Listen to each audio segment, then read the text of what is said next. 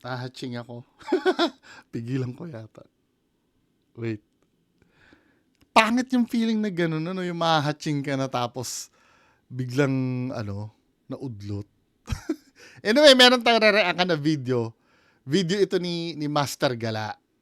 Hoy, Master Gala, baka magalit ka sa akin, ha? Ito ay pina-react lang sa akin ni, ano, ni Sir Chester Zara, ha? Ayan yung, ano, mamaya sabihin mo na naman, inano ko. Ito yung pagpunta sa Cresta del Mar. Pero feeling ko lumang video to kasi nasabihan na ako na hindi na daw available ito eh. Parang pinagiba na daw to kasi parang gagawin daw siyang barracks yata. I don't know, no. Anyway, so panoorin natin itong ka-upload lang ni Master G na video sa Cresta del Mar. Kasi after daw nung nangyari kay Agassi Ching, no, yung marami nagrereklamo. Umina daw ang views niya. Pero tingnan natin, no. Parang nagkaroon na yata daw siya ng power eh. Play natin.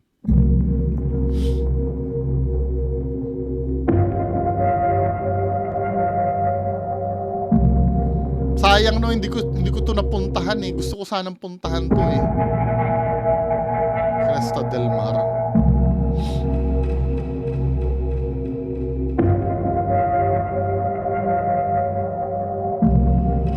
Kung sana buhay pa si Sir Lance, no? Pinuntahan sana namin.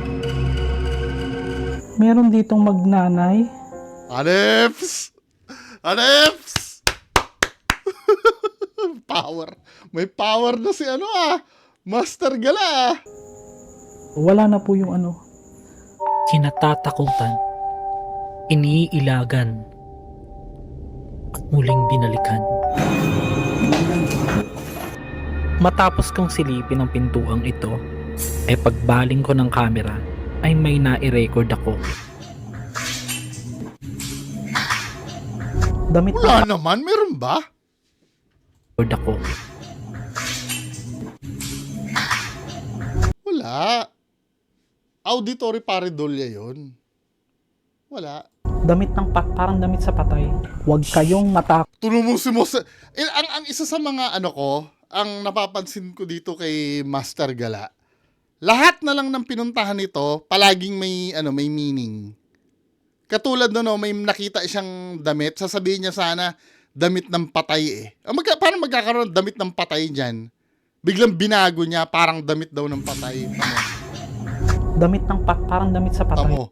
Sasabihin niya sana damit ng patay, inisip niya, paano magkakaroon ng damit ng patay dito? Ito talaga si Master Gala, lahat na lang ng Huwag kayong matakot sa kanilang mga pantakot. Challenge ko kay Gary. Dito? O yan, tingnan mo lang. So, eto na, nakarecord ako ngayon guys. Ayun oh. Ayun oh. Parang ginanon niya ako sa dibdib tapos parang niya ako sumasakal.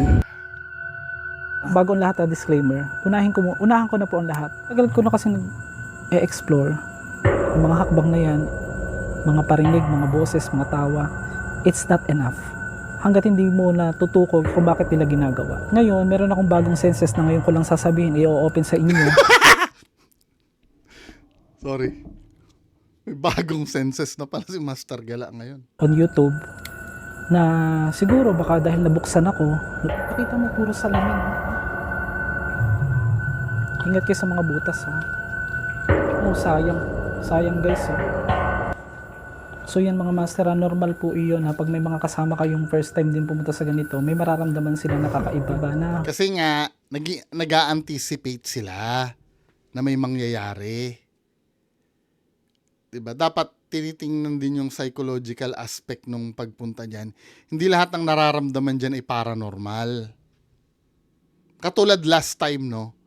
Yung pinuntahan namin school sa Apalit. Hindi ko nga alam kung i-upload ko yun eh. Talagang 0-0 dun.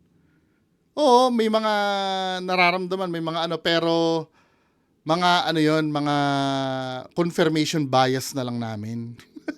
Sige, upload ko rin yun kahit papaano. Titignan ko yung footage yun.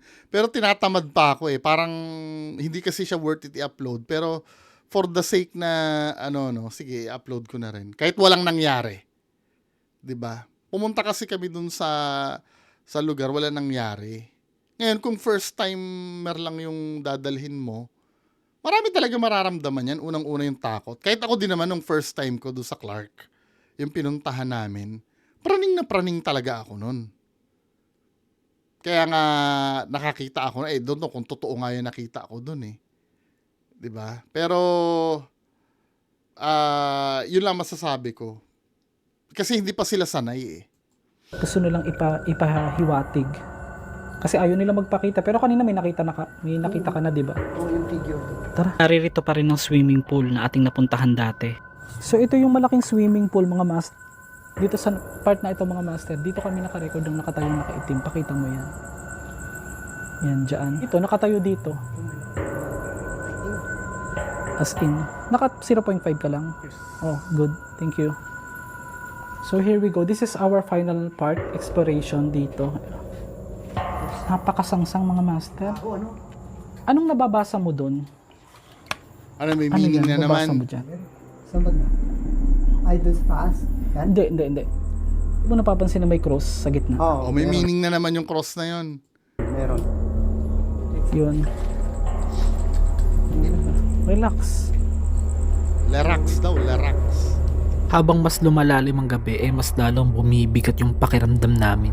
Lang bago ang lahat, disclaimer. Unahan ko na po ang lahat. Tagal ko na kasi nag-explore yung mga hakbang na yan, mga parinig, mga boses, mga tawa. It's not enough.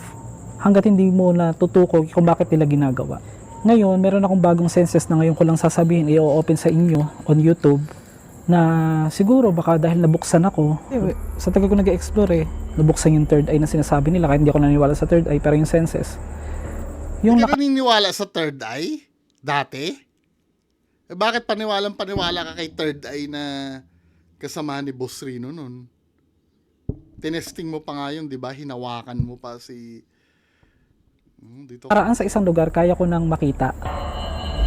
Based sa energy ng lugar. Yari. Pwede ding astro, pwedeng nangyari na, pwedeng something na... Alam mo, nakita ko ngayon, maraming mga babae na nagpo-fold ng mga towel. Ito, nakikita ko ngayon dyan, maraming mga babae nagpo-fold ng towel na nilabahan sa hotel. And then yung hotel, Psychological mo na lang yan kasi alam mo nga hotel yan eh. At maraming staff dyan. hindi pa ako nag-google baka sabihin ng iba. Hindi, kahit hindi ka mag-google, typical naman yan eh pag pumunta ka sa hotel eh. Yung mga staff ng housekeeping, isip mo na yung magme-made up nun. May mga signature, tapos may mga VIP yung mga room na yan, VIP lang. Barnum statement yan sa lahat ng hotel. Hindi lang dyan sa Cresta, hotel or resort. Members lang yung pwede. Tapos may mga pangalan yun. Tapos yung mga sikat na pupunta or kung sino pa man celebrity, papapatahian ng pangalan, yung mga towel. Yun yung nakita ko in the past. So sure na may ganyan? Baka mamaya walang ganyan ha. Custom, tingnan nga natin. Custom Cresta Del Mar towel. Pag walang confirm na ganon, bogus ito. Custom.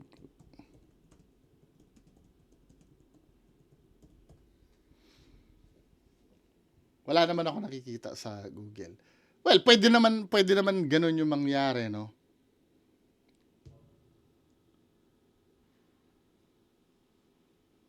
Wala mga modern na to eh. Wala. Anyway, pagpatuloy natin. Tara, dito tayo sa kabila. Malay mo, totoo naman yung sinasabi. Ngayon yun lang, guys, ngayon ko lang sinabi yan ha. Hindi ako nagkikwento niya, pero matagal ko na siya na-discover.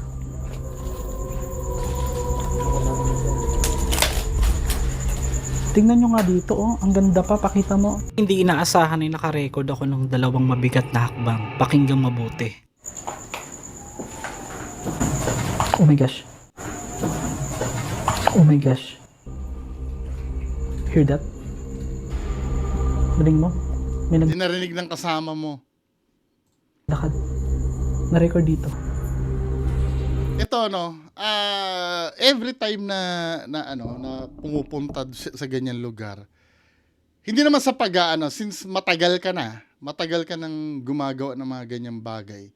Hindi mo ba hindi mo ba minsan iniisip na yung narinig mo kailangan i-debunk mo muna? Kasi ganyan kami every time na may kami, kailangan i-debunk muna. Ano ba yung narinig na yun? Baka naman may something dyan. Nung pumunta kami ng kailan ba yun? Yung haunted house sa Pampanga, yung sinara na ngayon. Anong haunted house yun? Yung pinagmumukbangan nila Boss Rino. Sa Pampanga yun Ang laging report nung mga tao doon, may yabag daw na nararamdaman. Na kasi wooden yung sahig nun Bili Epipanya. Pagpasok mo sa loob ng bahay, wooden kasi yung sahig nun. Naranasan namin yun, yung yabag. Na nung pumunta kami. Kaya lang, na-debunk namin yun. Yung yabag na naririnig na akala mo naglalakad, yung wooden floor kasi nun, konektado hanggang labas. Hanggang dun sa porch ng bahay. Doon sa porch ng bahay, marami nakatambay na kambing kasi. Nagtanim kami ng camera sa labas. Kaya every time na naglalakad yung mga kambing sa labas, naririnig mo yung yabag sa loob ng bahay. Debunk siya. Di ba? Parang ganun sana ang maging attitude lalo ng mga veterans katulad ni Master Gala. Kasi napapansin ko hindi nagbabago Every time na may tumunog, totoo naman, may narinig na tumunog. Hindi mo man lang ba chechikin yan? Ano ba yung tumunog na yon? Baka mamaya may pusa dyan. Patunay, may pusa doon sa video ni Donsky dati. May nakapture na pusa na naglalakad. Sabi nga ni Donsky, sa interview niya sa DZRH, baka daw yung pusa na yon elemento daw yun na nagsapusa. Ano ba naman yan? Di ba? Marami kasing pwedeng factor. Ang napapansin ko kasi, sa lahat ng video ni Master Gala, laging may meaning. Lahat na makikita niya, ultimong cross sa pader, may damit na nakita, damit na daw ng patay. Ano ba? Dapat kahit papaano, bigyan mo naman ng makatotohanan yung mga tao. Niyaya mo ko ng kulab dati, di ba? Ba't hindi mo na tinuloy? Anyway.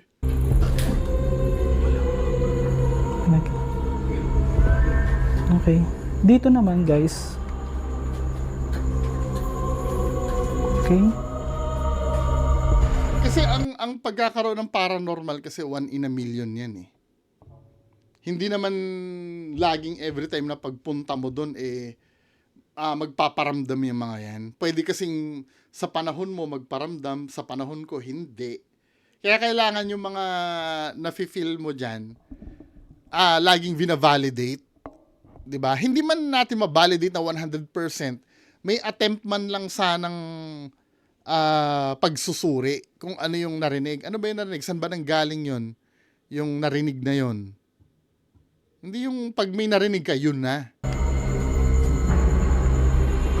Wait. May naano ako. Dito sa kwartong to guys. Wait lang. Gusto kong bigyan ng liwanag yung aking bagong natutunan.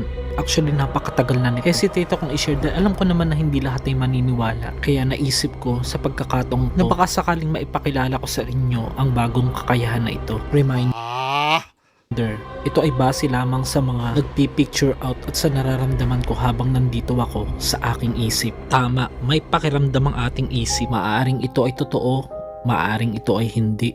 Dahil meron pang gabay para maitama ang mga pagkakamali. So, meaning, by saying na maaring totoo, maaring hindi ka sigurado dyan sa nararamdaman mo.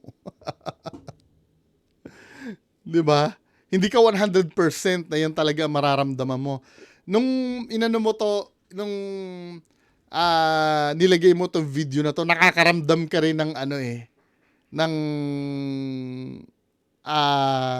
doubt sa sarili mo Kasi nag-e-explain ka. 'Di ba? At nasabi mo yung maaring hindi totoo, maaring totoo. Come on.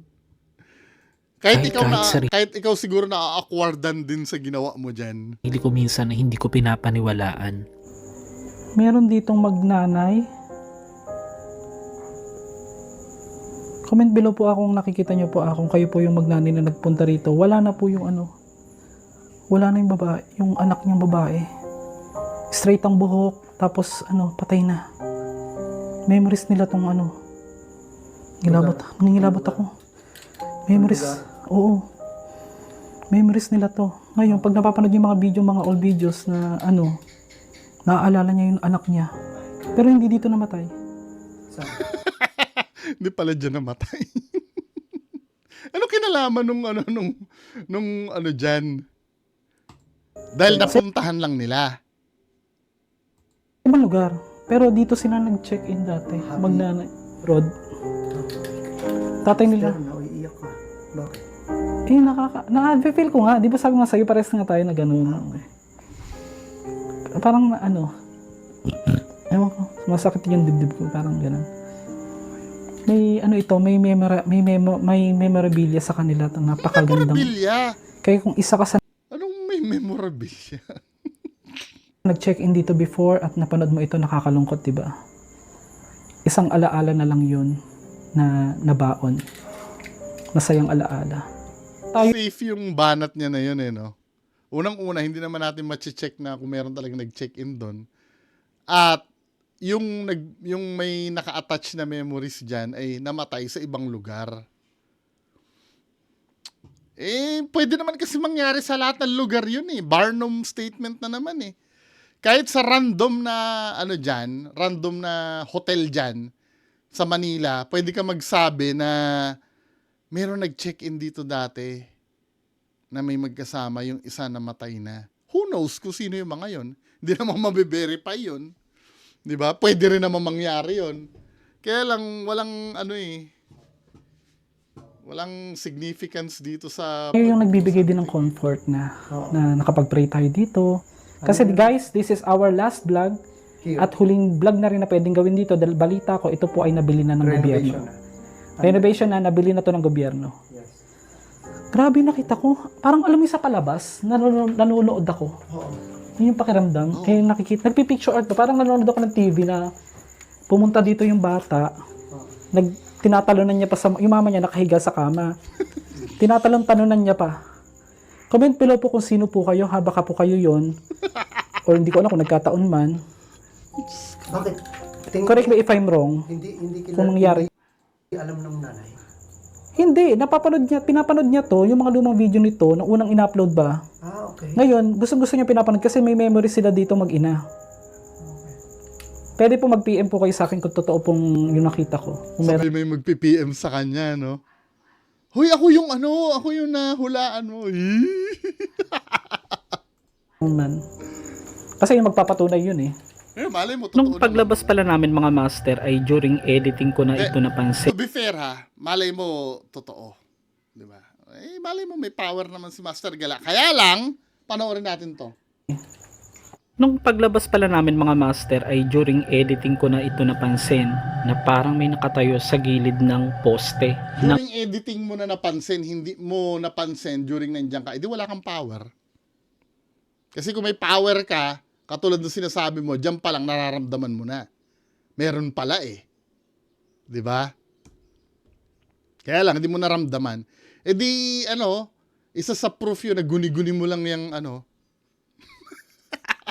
guni-guni mo lang yung Editing ko na ito napansin na parang may nakatayo sa gilid ng or may power ka, yung nakita mo sa editing na yan ay hindi naman totoong multo. poste ng resort. Titigang mabuti ang aking na-caught on cam. But I'm not sure kung ito ba talaga Di ka rin sure. ay isang entity Ang problema kasi dito o white lady o baka ito ay isang bahagi lamang ng haligi ng resort. di ba men? Hindi ka sure. Asan yung power mo? Parang ang nakikita ko lang dito, naghahanap ka lang talaga ng pwedeng makita. Para masulit yung pagpunta nyo kahit olats.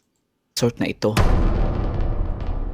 Part ito ng ano eh, ng, tamo ha, O baka ito ay isang bahagi part ito ng ano, ng pader. lamang ng haligi ng resort na ito. Ayun o, part ng ano yan eh. Ito yung arc o. Ganyan naman yung ano lagi. Tapos ito, come on. Master Gala naman. Di ba may power ka? May shadow nga yan sa likod eh, o. May nakaharang na parang puno dyan or halaman. Tapos sasabihin mo may power ka, ano ba? Dapat na-determine mo na yan, yan pa lang.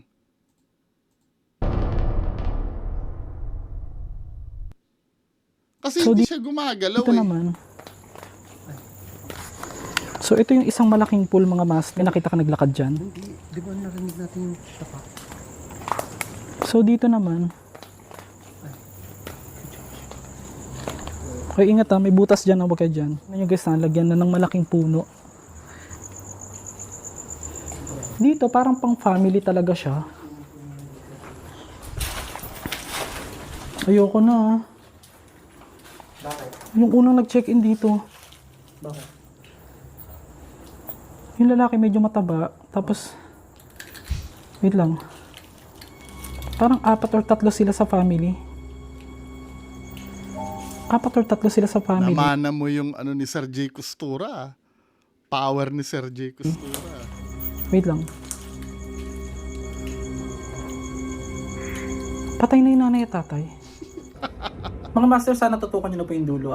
Isingit ko lang, naniniwala ka ba sa imprint ng isang lugar? Totoo Ako, I'm yun. not saying na kung ano man yung nakita ko, kung ano man po yung mga nagpipicture out sa isip ko, yun talaga yung eksaktong nangyari doon. Pero napakalino kasi alam mo yung para ka nanonood nga ng movie, gaya ng Hindi eh. sinabi ko kanina. Kung hindi ka sure doon sa nakikita mo, wala kang power. Kasi lagi ka may doubt eh. Lagi ka may pambawi eh. Kasi napapansin mo sa sarili mo na hindi maniniwala yung mga kapanood sa'yo. Kaya explain ka ng explain. Kasi kung halimbawa, kung talaga nakita mo naman yun, ano, walang need mag-explain. Maintindihan ka ng mga tao. Pero kung sa kagustuhan mo, dahil siguro aware ka na may magkikriticize na naman sa'yo, kailangan mong mag-explain ka na mag-explain. Hindi pwede yung laging pa-safe ka lagi. Open ako sa criticism. Mag-comment kayo dyan. Oh, pero sa criticism, magagalit ka na naman. Pustahan tayo, mapanood mo to. Magagalit ka na naman sa akin. Sa susunod na video mo, pariringgan mo na naman ako. Hindi mo na naman sasabihin ang pangalan ko, pero pariringgan mo ko. Open sa criticism. Nasabihan ka nga doon kay Agassi Ching, minasaker mo yung yung mga nag-comment eh. Kung naniniwala ba kayo dun sa Hindi. mga imprint o dun sa isang Yung sa'yo, hindi. Doon sa imprint, totoo yun. May tinatawag kasi tayo na stone tape theory. Ang stone tape theory, yung sa pader, walls, yung sa mga sahig, nagre-record daw yan ng mga pangyayari sa past. Yan yung pag may matinding emotion na nangyayari. For example, sa isang building, magkaiba kasi may dalawang uri kasi ng haunting. Unang haunting, alam ko 3 na yata ang classification. Nung sa pagkakatanda ko, 2 pa lang kasi eh. Yung unang haunting, intelligent. Ito yung nakakausap mo. Pangalawang haunting, ito yung mga imprints lang. Paranormal pa rin naman. For example, ganito, sa isang building, may maririnig kang tunog ng typewriter. Tak, tak, tak, tak, tak, tak. Wala naman typewriter. May naririnig kang meron nga isang insidente na napanood ko sa Misteryo. Naririnig nga naglalaro ng skateboard eh. Yung gulong ng skateboard eh. Pero wala namang skateboard. Kung iisipin mo, wala namang kaluluwa yung mga yun eh. Yung typewriter o yung yung gripo ng tubig na bumubukas na naririnig. Wala namang kaluluwa yung mga yun eh. Bakit recording yun kasi ng past. Or halimbawa may nakita kang tao na naglalakad na hindi ka pinapansin tapos bigla nawala yung tao. Pwedeng residual ang tawag doon. Yun ang tinatawag na residual hunting. Under ng stone tape theory Now, ang intelligent, ito yung mga nakakausap. Yung, matagal ka na ba dito? Oo. Mga ganon. lugar na kapag may nangyari doon, pwedeng makita kapag nabuksan yung senses mo. Kanyang gumagano. Grabe guys, no? Hindi pa rin ako makapaniwala. Gina-justify mo lang yan para tanggapin ka ng tao doon sa bagong power mo. Habang ini-explain mo to, hindi ka lang kasi confident. Kasi kahit ikaw sa sarili mo, na-awkwardan ka during the time na ini-edit mo yung video. Mas pipiliin Nadyajahe ka, di ba? ko munang hindi ako maniwala. Mas okay lang paniwalaan na lang ako ng iba kaysa sa sarili ko na ako ang maniniwala. Dahil sa ngayon, hindi pa ako masyadong confident. Oo, di ba? Hindi ka confident dahil na-awkwardan ka doon sa ginawa mo. Kaya need mo mag-explain sa tao. Need mong i-distance yung sarili mo doon para pag kinriticize ng tao yung pinagagagawa mo doon. Ako mismo hindi ako naniniwala. Pero deep inside, gusto mong tanggapin ng tao yon. Di ba? Natuklasan ko nga na ito mga master. Patay na yung nanay at tatay. Pero sa edad, parang sa sakit or sa edad na. Comment below Parang sa sakit o sa ito. po kung sino po yung nag-check-in dito. Hindi naman sigurado, puro mga tansya-tansya eh. So hindi talaga power to. Ina. Master. Sa likod. Buruin mo, May attachment, no? Let's say sabihin natin na imprint yung nakikita mo dyan. Pero nalalaman mo kung namatay na yung nag-check-in dyan o hindi, no? Na hindi naman dyan namatay sa ibang lugar. Paano nangyari sa imprint yon? Ang makikita mo lang sa imprint, yung na-record dyan nung panahon na yon.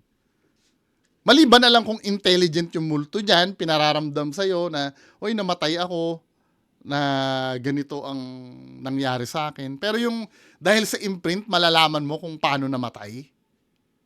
Illogical yun. Sorry kung akong tatanungin, peke tong power ni Master Gala. Kasi imprint, nalalaman mo kung ano yung cause ng kinamatay, na hindi dyan naman namatay. Okay lang sana nalaman mo na namatay dyan. Inatake sa puso dyan. Or binaril dyan. Pero kung sasabihin mo namatay na, tapos imprint, paano makakapagsalita sa iyo imprint? Recording lang yun ng past. na lang po yung dati nag-check-in dito. Wala po akong anong karapat kasi. Tsaka ba't mo kinakausap Ewan imprint? ko ha, comment na below na lang po yung dati nag-check-in dito. Wala po akong anong karapatan na ano man yung buhay ninyo, pero yun po yung base lamang sa aking bagong kakayahan ni Master God. Pero yun Bullshit. po, naniniwala po. Diba? Kinoward ko na ha. Umaabot na sa taas yung bullshit overload. Ilawan mo nga ano. Patapos na tong exploration, tutukan nyo na hanggang dulo ba? Kasi ang pinaka natakot ako sa exploration natin, alam mo kung ano? Yung damit na magkapares ng babae. Yung mga sinusuot sa burol ng babae. Palda ng babae, parang ito yung sinusuot sa mga burol. May mga itlog pa ng ipis guys, oh. Ano naman ngayon kung Sabi na matagal nang nandito. hindi, common sense na lang ang iisipin natin. Ang pinaka bullshit dito, sorry Master Galad, dahil bullshit ito pinipilit mo eh. Ang pinaka bullshit dito, let's say ginagamit sa pamburol yan, yung damit na yan. Paano napunta yan dyan? Morgue ba dati yan? Resort yan dati eh. Ano yun?